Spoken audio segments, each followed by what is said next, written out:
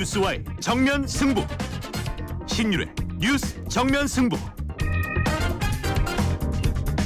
신율의 뉴스 정면 승부 2부 시작합니다. 1부에 이어서 한 주간의 정치 뉴스 저희가 분석해보는, 대한민국 현재 시점에서는 정말 최고의 정치 분석가 두 분과 함께 현안을 분석해보는 주간 정치 매치 계속 이어질 텐데요. 지금 스튜디오에 있는 엄경영 시대정신연구소장, 유승찬 정치 컨설턴트 두 분과 함께하고 있습니다. 자, 저희가 1부 마지막에 제가 적어한 게 뭐냐면, 우리 박지혜 PD가 또 이거 다 찾아주셨어요.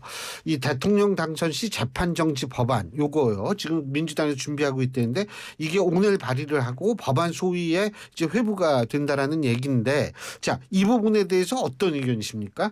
먼저 가만히 있어. 차례가 아마 먼저 하세요. 먼저. 네, 저는 그 법안 자체가 유연 논란이 있다고 봅니다. 그래서 민주당이 법사위에서 그 심의를 거쳐서 의결을 거쳐서 본회의를 통과시키더라도 현재 이주호 권한대행이 오늘 0시부로 이제 대행 맡고 있거든요. 그렇다면 이주호 권한대행이 거부권 행사하면 이제 그 뭐 대선 이후로 넘어가는 거죠. 이재명 후보가 승리한다면 그때 할 수는 있겠지만 저는 현재 분위기에서 통과되기는 어렵다고 봅니다. 그리고 민주당은 이번에 너무 그렇게 오버하면 안 된다고 봅니다. 그러니까 이 민주당의 지금 선거 기조는 이 톤다운, 부자 몸조심 뭐 이런 거거든요. 그런데 갑자기 이제 그 유죄 취지로 파기환송이 되면서 민주당 스스로 이 선거 기조를 바꿔갖고 막 그 힘을 쓰기 시작했죠. 엄청난 권한을 휘두르기 시작했는데 이것이 자칫하면 이 대선 판세 역전을 가져올 수 있다. 저는 그렇게 생각을 합니다. 예, 대표님. 뭐 저도 어쨌든 헌법의 해석을 법률로 제한하려고 하는 시도가 그렇게 뭐 이렇게 국민들한테 동의를 얻기는 쉽지 않을 것이다 이렇게 봅니다. 그러니까 그리고 이것이 이제 뭐 아까 말씀하셨지만 다시 이제 헌법재판소의 판단을 받아볼 수밖에 없는 사안일 거라서, 그러니까 지금 아까 엄 수장님도 말씀하셨지만 지금처럼 사실은 판세, 그러니까 전체 여론 흐름이 압도적으로 유리한 정당이 이렇게 문제를 만들 이유가 있나요? 그러니까 지금 물론 대법원 판결 때문에 화가 났다는 건 이해하지만, 그러니까 이게 선거라는 건 진짜 냉정해야 되거든요. 화난다고 화난 대로 하면 안 되고, 그래서 유럽 같은 데도 선거하다 보면 뭔가 압도적으로 유리한 정당은 의제를 회피합니다. 계속. 의제를 회피하면서 의제 없는 선거를 만들려고 그게 부자 몸조심이에요. 하거든요. 그게 예. 뭐 아주 그 어려운 용어도 있더라고요. 비대칭적 동원 해제 전략 뭐 이런 용어도 있던데, 근데 아무튼 지금 민주당이 감정 과잉 상태인데 이거 빨리 정리를 좀 해야 된다고 봅니다. 저는. 그래서 이 할 수 있는 일들을, 사실은 선거 제가 해보면, 저도 이제 선거를 여러 번 해봤는데, 그렇죠. 해보면 선거도 해보시고 뭘 할까가 중요하지 않고요. 예. 무엇을 안 할까가 훨씬 전략적으로 중요합니다. 아, 멋있는 얘기다. 네. 예. 그거를 결정하는 게 이야. 전략에선 진짜 핵심 중에 핵심입니다. 예. 그래서 자꾸 이 뭔가 이렇게 그 감정이 격화될 때는 이제 강경파들의 목소리가 크게 들리고 그 목소리에 반대를 하면 마치 뭐 이제 민주당을 사랑하지 않는 것처럼 생각이 될 이런 분위기가 형성되기도 하고 그러는데, 지금은 누군가 나서서 좀 전체적으로 이 톤을 조절할 필요가 있다. 저는 이렇게 봅니다. 예. 예. 근데 지금 거부권 말씀하셨는데 이것도 지금 문제가 좀 있을 수 있는 게, 원래 국무회의 개의의 정족수가 15명으로 저는 알고 있는데, 지금 이게 탄핵 뭐 이게 줄줄이 나와서 14명밖에 안 돼요. 그러면 이런 14명밖에 안 되는 국무회의를 열어서 이걸 거부권을 하면 또 이게 민주당이 분명히 이거 문제 있다라고 문제 제기할 가능성이 있는 거 아니에요? 그렇게 되면 이제 법안 자체가 표류하는 거죠. 거부권 행사도 못하고 공포도 못하고. 어차피 법안 공포하려고 해도 국무회의 심의 거쳐야 되거든요. 그래서 저는 지금 이제 국무회의가 불능 상태에 빠지게 되면 모든 법안은 똑같이 적용이 된다고 봅니다. 그래서 민주당의 이 법안, 그러니까 강제하는, 그러니까 우리가 방금 다룬 그 법안 내용이 뭐였죠? 그러니까 대통령이 되면 재판이 중지되는 법안. 그러니까 형사소송법. 그러니까 이제 그런 법안들이 저는 그러니까 뭐 정치 공세 내지는 협박 차원에서 나오는 것이다. 아직은 그렇게 보고 있습니다. 그렇게 하려면 왜 국무회의를 불능 상태로 만들어버리죠. 자, 두 번째 매치 들어가 보겠습니다. 두 번째 매치. 한덕수 전 총리 출마 명분 있다 없다. 자, 효과가 먼저 나왔어. 효과 나왔어요. 하세요. 이거 좋네. 이거. 뭐 명분이 전혀 없을 뿐만 아니라 저는 정말 그 한국 정치의 오점이다 이렇게 봅니다. 그러니까 대통령 이 탄핵된 사실 우리나라에서 그 국무총리가 대통령하고 쭉 이렇게 끝까지 같이 간 적이 있나요? 없죠. 근데 대통령을 초월해서 간 그러니까 갔죠. 대통령을 초월해서 간 거잖아요. 예.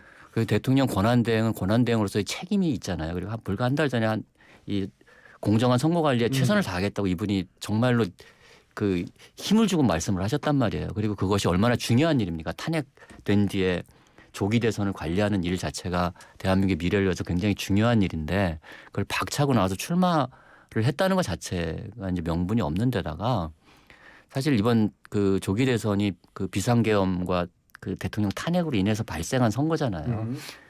저는 한덕수 대행도 뭐 누구 말대로 뭐 내란 공범이다 이런 얘기가 아니라 엄중한 책임감을 느껴야 된다. 이 상황에 대해서 그리고 그 책임에 대한 반성을 해야 될 분이고 그다음에 이 마지막 도리 공직자로서 그러니까 권한대행으로서 마지막 도리는 헌정 질서를 회복하는 건 다음 대선 대통령을 만드는 거잖아요. 우리가 다시 헌정 질서에 복귀한다는 것은 거기까지 그 공정한 관리를 하는 것이 마땅한 의무다. 근데 그런 상황에서 이렇게 본인이 이렇게 출마 선언을 하고 이것이 우리나라 정치 전체의 선리에도 굉장히 안 좋은 영향을 미칠 것이다. 저는 이렇게 봅니다.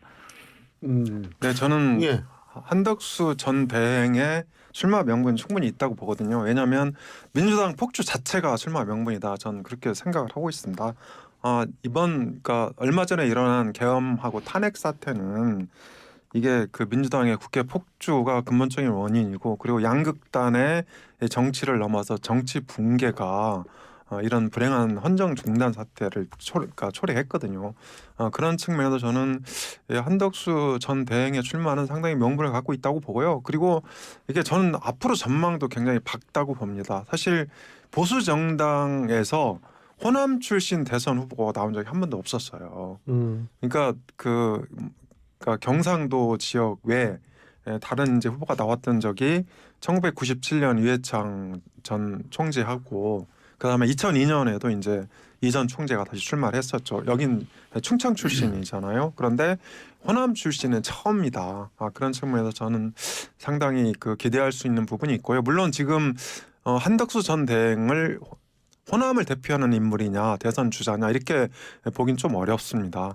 그러니까 지지율이라는 게 사실 대표성에서 나오는 거거든요. 현재 호남을 대표하는 인물은 뭐 이재명 후보 그리고 조국 전 대표 그다음에 박지원 의원이나 정세균 전 총리 이런 사람들을 들 수 있는데요.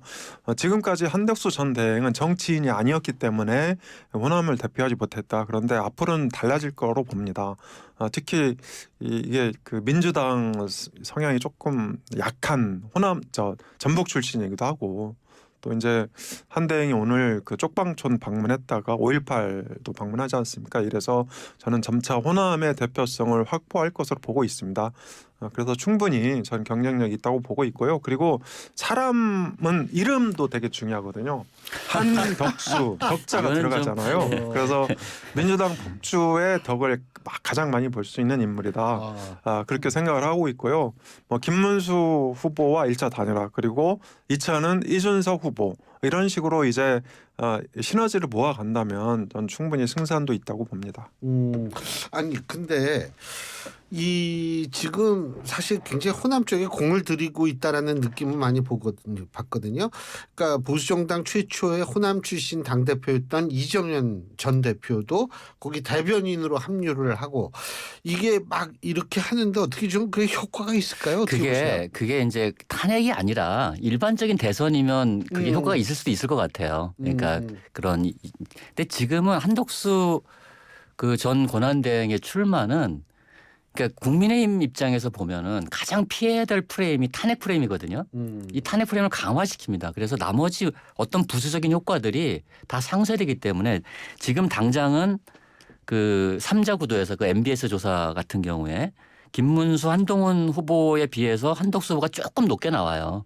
그래도 이게 뭐 의미 있는 숫자는 아닌 것 같아요. 그러니까 굉장히 격차가 굉장히 크게 벌어져 있고, 근데 중도층에서는 거의 비슷합니다. 그러니까 그 김문수, 한동훈, 한덕수 이 확장성이 있다고 보기도 굉장히 어려운 상태이고, 국민의힘 입장에서는 또 이게 국민의힘 당원도 아니에요. 국민의힘 소속 후보도 아니에요. 이게 사실 이게 우리 이 정치 정당으로 하면 이게 수치스러운 일이거든요. 지난번도 외부에서 영입해가지고 대통령 후보를 만들었잖아요. 그 국민의힘은. 그래서 그 대통령이 탄핵된 거고. 근데 또 외부에서 또 누군가를 영입해서 대통령 후보를 만든다. 이것이 저는 그 지금 국민의힘이 갖고 있는 정말 본질적인 한계가 아닌가. 이것들을 어떻게 극복해서 다시 정치 정당으로서 다시 신뢰를 회복할 것인가 하는 문제에 대해서 답을 내놓지 않으면 저는 한덕수 후보는 계속 탄핵 프레임 아래 갇혀 있기 때문에 그 이재명 그 후보가 갖고 있는 어떤 사법 리스크나 이것이 올라오기도 좀 어려울 거다. 왜냐하면 선거법보다는 비상계엄이 훨씬 더 크죠. 국민들이 느낄 때 이 감도가 훨씬 크기 때문에 이게 그 이재명 후보의 사법 리스크가 올라오는 걸 제어할 거다 이렇게 봅니다. 예. 피고인 대통령 당선 시 재판중지법이 이게 공식 명칭이 됩니다. 근데 그 지금 우리 빅텐트 하여간 이분이 나오시면서 얘기하는 게 뭐냐면 난 3년만 하고 개헌하겠다. 그 개헌의 내용이 뭔지는 전 모르겠어요. 제가 아까 못 봐가지고 모르겠는데. 근데 어쨌든 그렇게 주장하고 또 하나는 뭐냐면 어쨌든 개헌의 연결고리로 반명 빅텐트를 만들겠다. 이 얘기 아니에요. 지금 간단히 얘기한다면. 네, 그렇습니다. 개헌 문제는요. 저도 그 출마 전문을 봤는데요. 개헌 문제는 국회에서 이 주요 정당들이 합의를 하면 본인은 수용하겠다. 이렇게 그 얘기를 했고요. 다만 권력 분산형으로 개헌을 하자. 이 방향만 얘기를 했어요. 그러니까 뭐 내각제가 됐든 4년 중임제면 이제 정부 통령 이런 식으로 권한을 분산하자 이렇게 얘기를 했는데요. 저는 한덕수 전 대행이 임기 3년 얘기한 건 의미가 있다고 봅니다. 예를 들어서 이재명 후보가 임기 3년을 얘기하면 누가 믿겠습니까? 아무도 못 믿습니다. 그리고 이제 국민의힘 후보 중에서도 임기 3년을 얘기해놓고 막상 당선이 되면 그 약속을 지킬 후보가 저는 없다고 봅니다. 그런데 한덕수 전 대행이 3년을 얘기하면 왠지 지킬 것 같은 그런 느낌이 들잖아요.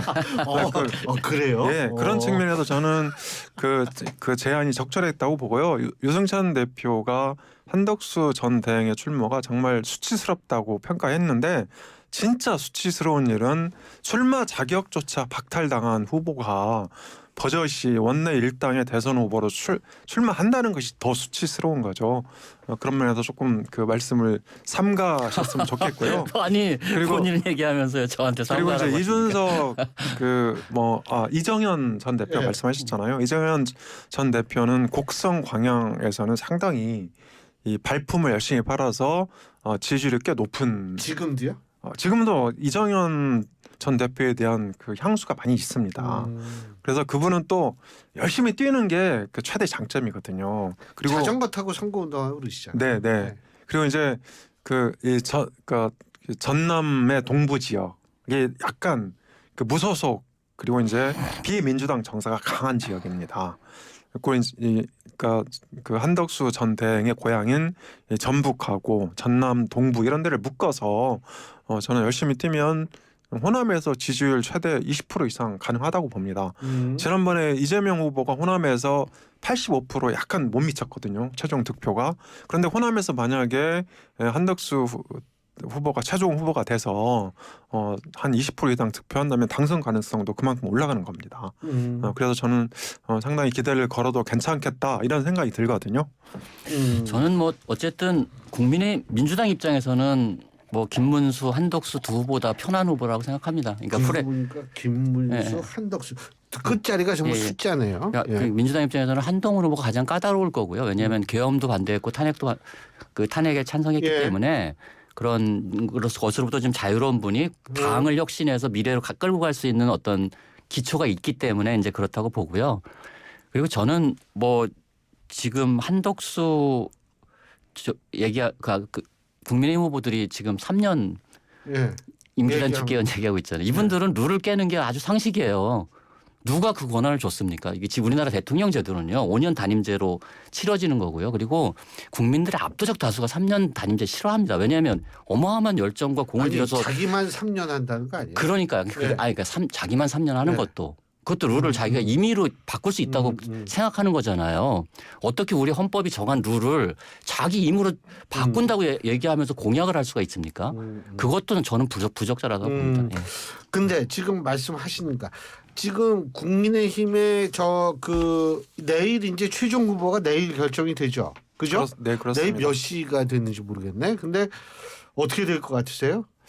네, 김문수 후보가 될 것 같은데요. 왜냐하면 김문수 후보의 경우 당원 내에서 상당히 높은 지지를 받고 있다.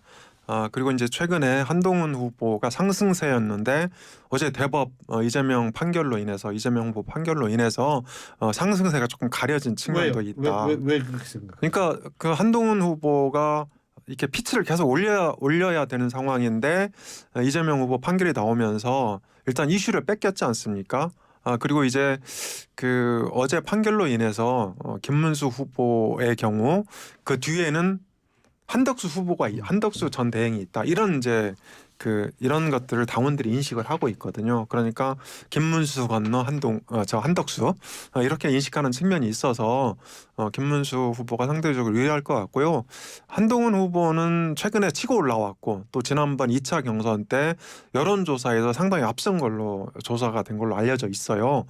그런데 여론조사에서는 한동훈 후보가 다소 앞서더라도 당원들 속에 존재하는 한동훈 비토 정서를 극복하기는 좀 쉽지 않아 보이거든요. 그런 측면에서 김문수 후보가 유리할 것 같고요. 그리고 김문수 후보하고 또 한덕수 전 대행하고 또 그 결선을 치른다면 한덕수 후보 쪽으로 최종 국민의힘 대선 후보가 정해지지 않을까 그렇게 예상을 해봅니다. 저는 지난주에 한동훈 이 최종 후보가 될 것이다 이렇게 봤는데 오늘도 그냥 유지하겠습니다. 뭐 상황은 한덕수 후보가 이제 출마했기 때문에 상대적으로 김문수 후보한테 좀 유리하게 판이 형성된 건 사실이지만 저는 보수가 뭔가 지금 상황을 딛고 그래도 앞으로 한 걸음이라도 전진하려면 그런 계엄과 그 탄핵으로부터 자유로운 후보를 선출해야 한다고 봅니다. 네. 지금 방금 들어온 속보 하나 말씀드리겠습니다. 이재명 후보에 대한 공직선거법 위반 사건 파기환송심 첫 공판이 5월 15일 스승의 날이네요. 5월 15일로 결정됐다는 뉴스가 들어와 있습니다. 이게 빨리 하는 건가요? 저는 그렇게 빨라 보이지는 않는데요. 어쨌든 대법원이 속도를 냈기 때문에 고법도 당연히 속도를 내야 된다고 봅니다. 그리고 이제 우리가 대법 판결에 대해서 민주당이라든지 민주당 일각에서 되게 말이 많은데요. 그건 우리가 헌법재판소의 윤 전 대통령 파면 사건을 생각해 봐야 됩니다. 그때 만약에 보수층이나 국민의힘이 헌재 판결에 대해서 이게 승복하지 않고 불복했다면 어떤 상황이 벌어지겠습니까? 대한민국의 민주주의 제도 자체가 부정되는 거거든요. 그래서 저는 이번에 대법 판결 그리고 633 가능하면 빨리 속도를 내야 된다 이런 원칙에 대해서 민주당도 충분히 저는 수용해야 된다고 보고 그리고 제일 좋은 거는 이게 출마 자격이 없는 이재명 후보를 교체하면 아무 문제가 없습니다. 대한민국 행복해집니다. 출마 자격이 아직 없지 않아요. 왜 그렇게 말씀하세요? 사실상.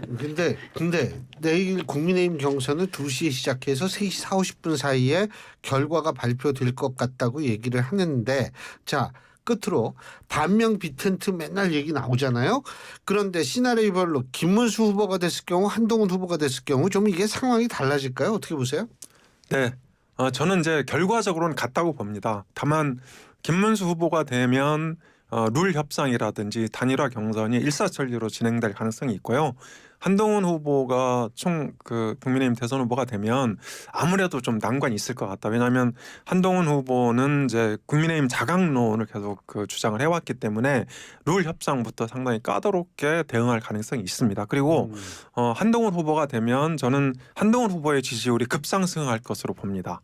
이렇게 되면 이제 한덕수 전 대행과 지지율과 어떤 그런 연관 관계에서 대선 후보 룰이라든지 경선이 결정될 것 같고요. 김문수 후보가 대선 후보가 되면 김문수 후보의 지지율보다 한덕수 후보의 지지율 상승 가능성이 더 있다고 봅니다. 그런 측면에서 뭐 약간의 차이는 있는데요. 결과적으로 누가 내더라도 이재명 후보와 이 맞대결 구도에서 아직은 좀 불리하기 때문에 단일화 가능성이 굉장히 높다고 생각합니다.